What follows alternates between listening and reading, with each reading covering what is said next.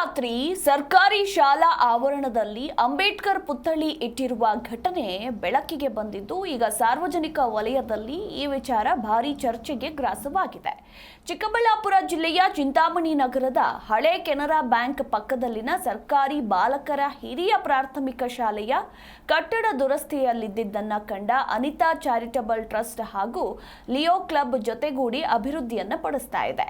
ಇನ್ನು ಶಾಲೆ ಕಟ್ಟಡ ನವೀಕರಣ, ಪಾರ್ಕ್, ಅಂಬೇಡ್ಕರ್ ಪುತ್ಥಳಿ ನಿರ್ಮಾಣ ಕಾಮಗಾರಿ ಮುಕ್ತಾಯವಾಗಿತ್ತು. ಇನ್ನು ಅಂಬೇಡ್ಕರ್ ಪುತ್ಥಳಿ ಪ್ರತಿಷ್ಠಾಪನೆಗೆ ಶಿಕ್ಷಣ ಇಲಾಖೆ ನಿರಾಕರಿಸಿರುವ ಹಿನ್ನೆಲೆ ದಲಿತ ಮುಖಂಡರಿಂದಲೇ ಪರ ಮತ್ತು ವಿರೋಧ ವ್ಯಕ್ತವಾಗಿತ್ತು. ಅಂಬೇಡ್ಕರ್ ಪುತ್ಥಳಿ ಪ್ರತಿಷ್ಠಾಪಿಸಲು ಅನುಮತಿ ನೀಡಬೇಕು ಅಂತ ಒತ್ತಾಯಿಸಿ ದಲಿತ ಹಿಂದೂಗಳು, ಅಲ್ಪಸಂಖ್ಯಾತರು, ಪ್ರಗತಿಪರ ಸಂಘಟನೆಗಳ ಒಕ್ಕೂಟದಿಂದ ಜಿಲ್ಲಾ ಉಸ್ತುವಾರಿ ಸಚಿವ ಹಾಗೂ ಸ್ಥಳೀಯ ಶಾಸಕ ಡಾಕ್ಟರ್ ಎಂಸಿ ಸುಧಾಕರ್ ಅವರಿಗೆ ಹಾಗೂ ಜಿಲ್ಲಾಧಿಕಾರಿಗಳಿಗೆ ಮನವಿಯನ್ನ ಸಲ್ಲಿಸಿ ಸೆಪ್ಟೆಂಬರ್ 12ಕ್ಕೆ ಚಿಂತಾಮಣಿಯಲ್ಲಿ ಬೃಹತ್ ಪ್ರತಿಭಟನೆ ಮಾಡಲು ನಿರ್ಧರಿಸಲಾಗಿತ್ತು.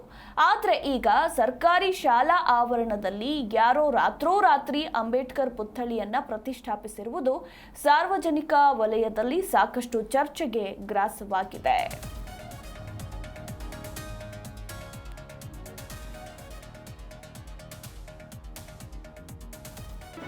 ಜಿ ಕನ್ನಡ ನ್ಯೂಸ್ ಈಗ ನಿಮ್ಮ ಮನೆಯಲ್ಲೇ ನೋಡಿ.